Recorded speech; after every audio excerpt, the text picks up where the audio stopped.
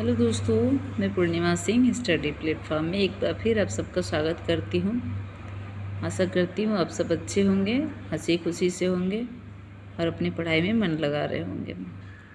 Okay, तो चलिए अब आगे चलते हैं। गृह विज्ञान कक्षा 9, ये लेखिका है जो हैं सत्यवती पांडे हैं। कक्षा 9 के पाठ 3 का आज हम लोग अध्ययन करेंगे, गृह कार्य व्यवस्था, होम वर्क मैनेजमेंट। ओके, तो पहले हम देखेंगे पाठ्य सामग्री में क्या क्या है जो हमें पाठ 3 में पढ़ना है। ओके, पहले हम लोग प्रस्तावना पढ़ेंगे, उसके बाद कार्य व्यवस्था का अर्थ, गृह कार्यों का विभाजन, प्रभाव डालने वाले कारक, कार्य व्यवस्था को कुप्रभावित करने वाली बातें, गृह कार्य व्यवस्था के साधन, पारिवारिक आय, परिवार कल्याण, परिवार के सदस्यों की संख्या और उनका व्यवहार एवं अभिरुचि। उसके बाद से अभ्यास होगा। ओके, तो चलिए हम लोग प्रस्तावना देखते हैं। पहले प्रस्तावना में क्या दिया गया है, प्रस्तावना कैसे लिखी जाती है, इसके बारे में भी जानेंगे। तो प्रस्तावना में जो है शुरुआत माने कि गृह कार्य की व्यवस्था की शुरुआत कैसे होती है, इन सारी चीज़ों के बारे में जो है हम जानते हैं। तो चलिए आगे चलते हैं।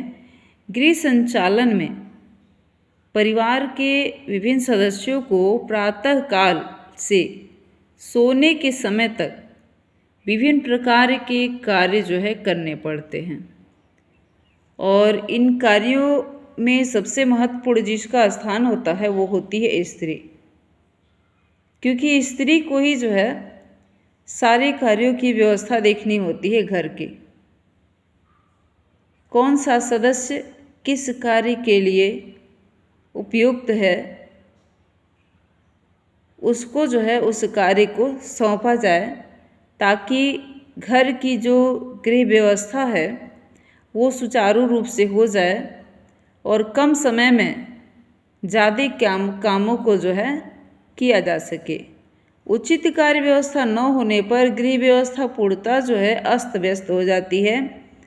प्रश्न उत्पन्न होता है कि गृह व्यवस्था है क्या, माने कि जिसके लिए हमें सारी बातें कर रहे हैं कि एक स्त्री जो है उसे विशेष रूप से जानती है, तो आखिर वो है क्या जो एक स्त्री पर निर्भर होता है। तो चलिए हम उसके बारे में जानते हैं। ओके, गृह कार्य व्यवस्था का अर्थ।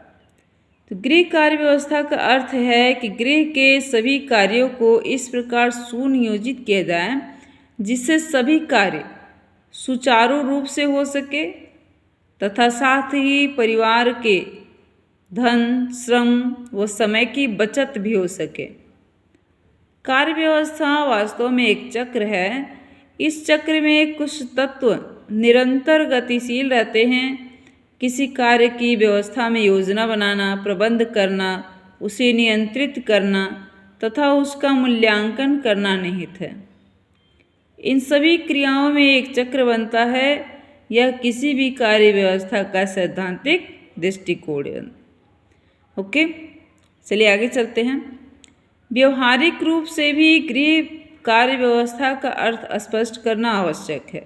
व्यवहारिक रूप से होता क्या है। ओके, तो इसके लिए आवश्यक है कि सर्वप्रथम परिवार के सभी कार्यों को निर्धारित कर लिया जाए।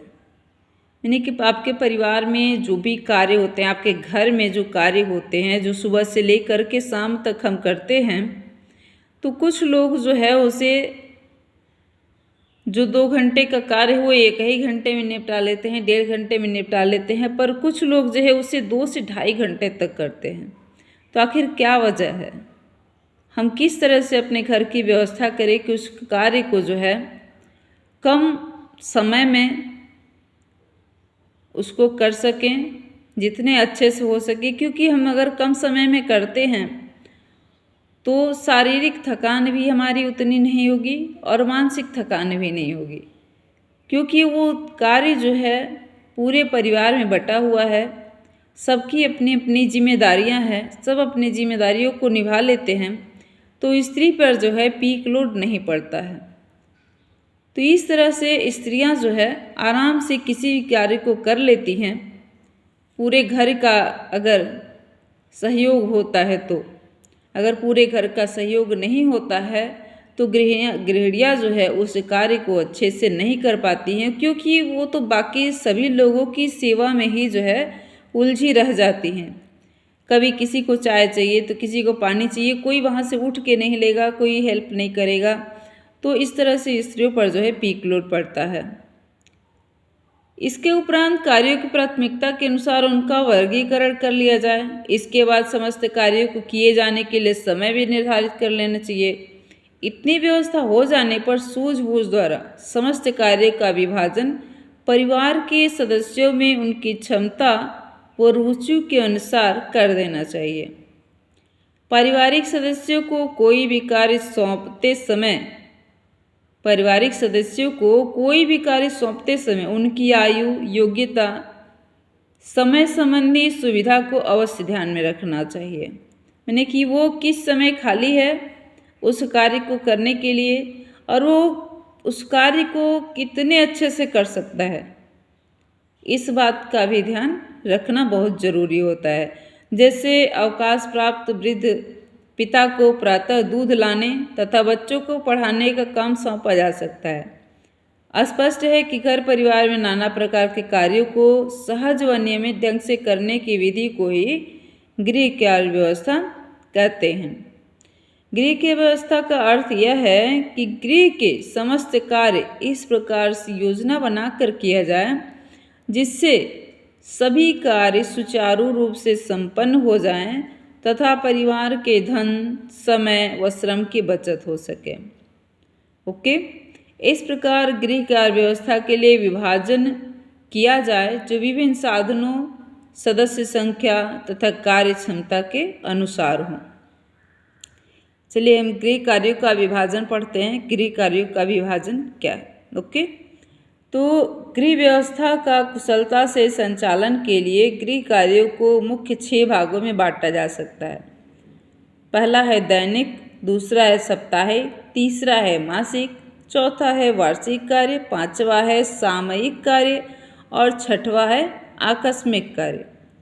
तो दैनिक कार्य में जो है गृहिणी के दैनिक कार्यों में मुख्य रूप से घर की सफाई, नाश्ते की व्यवस्था करना, बच्चों को नहलाना, धुलना, भोजन बनाना या बनवाना, भोजन कराना, कपड़े धोना आदि कार्य सम्मिलित होते हैं।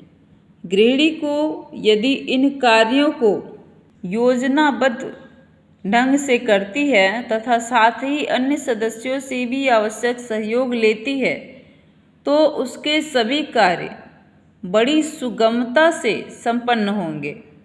उसे थकान भी अधिक नहीं होगी तथा विश्राम के लिए भी कुछ समय प्राप्त होगा, अगर घर के सदस्य भी उसमें सहयोग दें तो।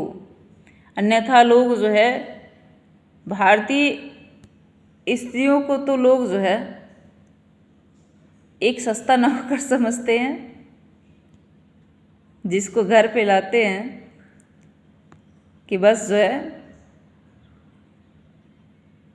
ये काम करने के लिए आई है, बस लगे रहो, बाकी घर के लोग जो हैं, अब बहू आगे घर के लोग जो है आराम करेंगे और वो जो है लगी रहेगी सबकी सेवा में। चलिए आगे चलते हैं। साप्ताहिक कार्य। घर में अनेक कार्य ऐसे होते हैं जिन्हें दैनिक कार्यों के साथ